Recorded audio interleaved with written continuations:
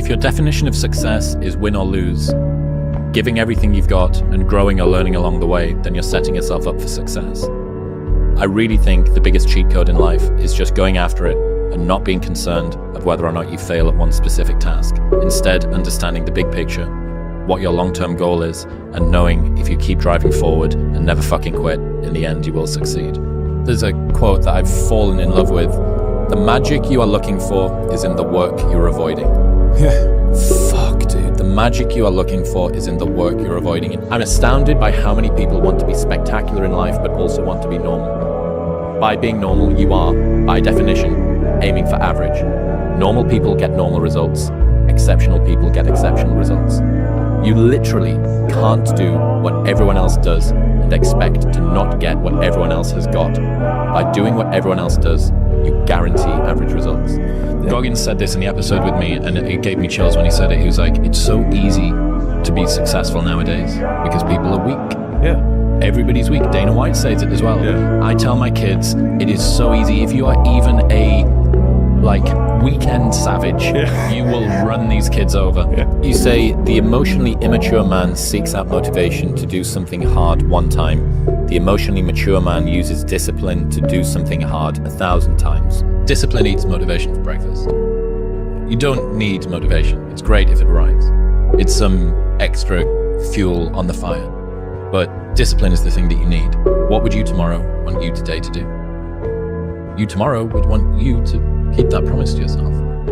And it's why discipline is so much more valuable. I remember this conversation between Jocko Willink and Sam Harris 6 years ago. And they're talking about how you can't fake bravery. Because if you do a thing in spite of being scared of doing the thing, that is bravery. Right? There's no such thing as fake bravery. If you do the thing and you're scared, that's bravery. If you don't do the thing and you weren't scared, that's not bravery, right? The same thing goes for discipline. Doing the thing in spite of not wanting to do the thing is discipline, right? You don't need motivation to get yourself up to go and do a thing. If you haven't gotten what you want, then you're not worthy of it, period. And that's okay. Now you can admit that you suck and improve. Better to know you're bad for a season than pretend you're good for a lifetime. You're not making as much money as you want because you're not as good as you think you are. You're not struggling from imposter syndrome. You're a student and pretending to be a teacher. No students say they feel like frauds for trying to learn. You're a fraud when you get up to teach the class and you've never done it. Make the promise small, build it up step by step.